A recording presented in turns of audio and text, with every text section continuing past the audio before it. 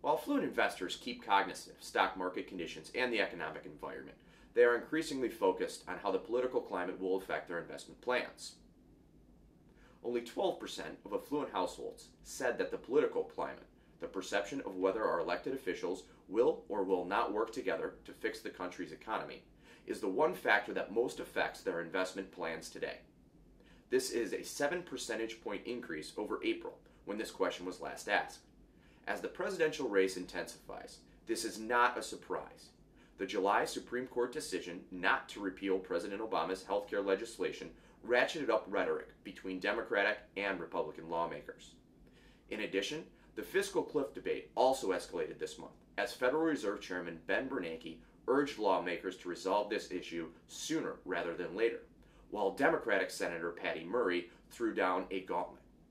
"If Republicans won't work with us on a balanced approach, we are not going to get a deal," she stated.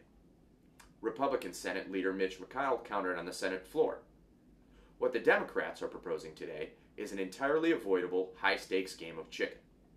Should lawmakers not be able to reach an agreement before the end of the year deadline, the Bush-era tax cuts will expire for all wealth levels, and $1.2 trillion of defense and domestic spending cuts will take effect. Some analysts caution that the country could clip back into a recession.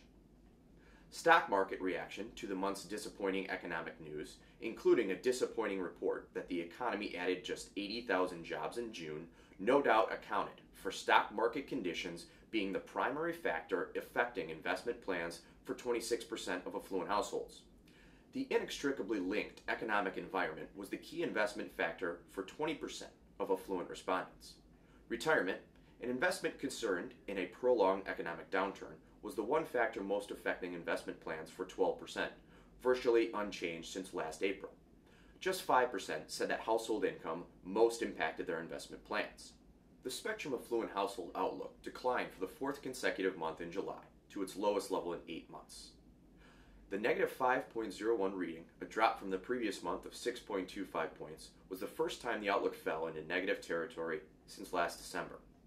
The outlook is a survey of affluent attitudes towards financial factors that impact their daily lives. And once again, the drop can be attributed primarily to further weakened confidence in the economy, which dropped 18.82 points to negative 24.15, the second consecutive month this component posted a negative reading. Confidence in company health also suffered, dropping 13.14 points to negative 9.29, the first time this component fell into negative territory since January.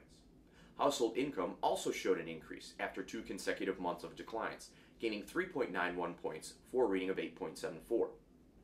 Our monthly survey of affluent investor attitudes and behaviors further breaks down findings by millionaire and non-millionaire households. The declines in the July affluent household outlook were driven mostly by non-millionaire households, which posted double-digit declines in half of the components for a negative 10.4 drop in the overall non-millionaire outlook. Confidence in the economy plunged 37.85 points to negative 31.63, an 8-month low and the biggest single monthly drop in more than a year. Company health fell 14.97 points to negative 8.61, while confidence in household income gained 8.9 points to 7.94, a 3-month high. The millionaire outlook dropped 2.55 points to negative 0.17, the first negative reading in 8 months. The most dramatic drop was in the company health component, which fell 14.41 points to negative 9.94. While confidence in the economy was down for the second consecutive month in millionaire households, this component fell just 1.09 points, compared to last month's nearly 30-point loss, for a reading of negative 17.07. There will be a couple of key subjects we will continue to monitor as we head into August. First, the ongoing earnings releases from corporate America. Despite record cash on the books for a number of U.S. companies, many continue to post lackluster earnings growth in the face of a weakening global economy. Second, Treasury Secretary Tim Geithner begins 2 days of testimony on Capitol Hill this week.